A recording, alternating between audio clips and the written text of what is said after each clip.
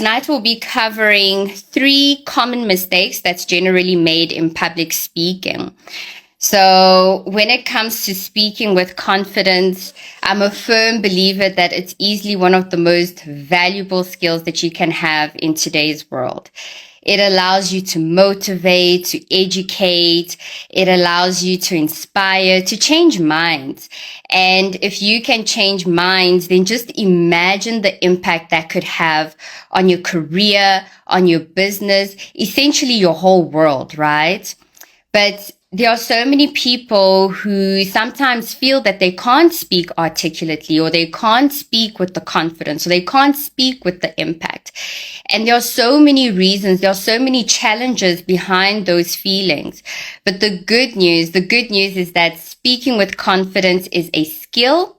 And because it's a skill, it can be learned, it can be practiced, and it can be implemented. If you've just joined, my name is Vanessa and I'm a public speaking coach. In the comments, let me know your name, where you're joining from, and 1 word to describe your week thus far. So with the common mistakes that we see in public speaking, I'll paint the picture using a public speaking situation. And a public speaking situation requires 3 components. So you've got your speaker, which is you, you've got your audience, and your audience can range from 1 person to many people. So just because you're speaking to 1 person doesn't mean that it's no longer public speaking. It's still public speaking. And then you've got your message. This is exactly what you want your audience to know at the end of your talk. So there's those 3 components: the speaker, the audience, and the message. I like to think of the acronym SAM, right? Just so that we remember it. So one of the mistakes, and you'll see what the mistakes that I'm going to mention tonight, essentially they're all interlinked, because when one of those 3 components has a specific challenge, then it will naturally impact the rest. So you'll actually see the link between them. So if we start off with the speaker, what's a common mistake that a speaker makes? A common mistake is essentially not being prepared and also not having energy in your message. So when you think about your preparation comes really in structuring your thoughts. So knowing exactly what you want to share with your audience and in a manner that they'll be able to follow. Okay. So you structure your thoughts and you also practice. So that's what really comes in with preparation. And with practice, it's not necessarily to write out your talk or your speech or your message word for word, because the risk with that is that you might come across as overly rehearsed. And also, you're then speaking out of memory rather than speaking out of heart or out of your core.